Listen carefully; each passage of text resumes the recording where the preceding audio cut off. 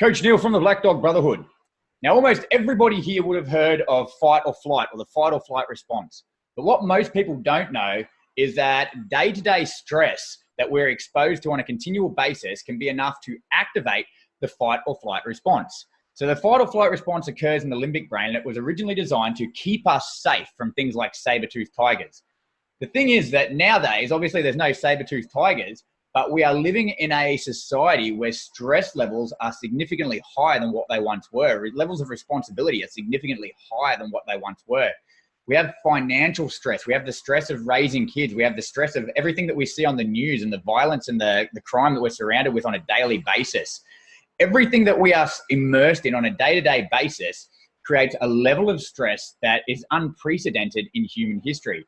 Whether it's fighting through traffic to get to work, working in a toxic environment that you don't want to be in, but you need to do it because you've got to put food on the table, the stress of debt, the stress of just finances in general, all of these things put us in a state of continual fight or flight. Now what this actually does is when you're in a continual state of fight or flight, it triggers your adrenal glands to release stress-related hormones and neurotransmitters, things like cortisol, norepinephrine, and adrenaline.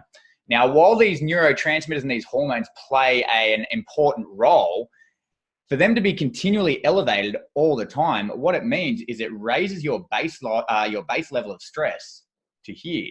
So this becomes your new norm. So rather than being relaxed and being able to handle small things they occur, you're already at an elevated stress level because we're constantly in a state of stress from the life that we lead.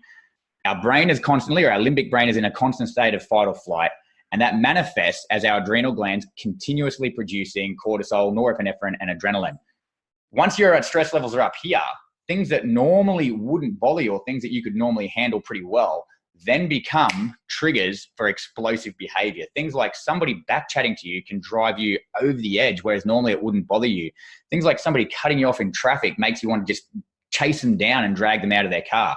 And this is why it's so important to learn to relax and learn to de-stress and have the right self-care mechanisms in place.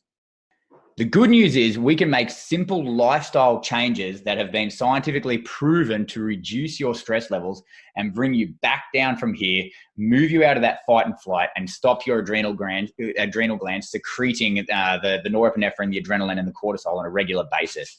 Things such as improving your nutrition, getting rid of the processed food, and living off of a natural diet. Things such as getting regular exercise, okay? Strength training in particular has been proven to lower cortisol levels and increase endorphins. Things such as getting outside and getting fresh air and getting the vitamins that come from sunlight. Things such as taking the time to sit down, switch off from your mobile device, from your laptop, from your TV, and taking the time to just sit and be present, okay? If you really want to go down the path, meditation is a fantastic tool for resetting your limbic brain and resetting your adrenal glands and lowering your stress levels. Even if you can only get 2 to 3 minutes a day, a couple of times a day, it's going to go a long way to lowering those stress levels and bringing your baseline from here back down to here.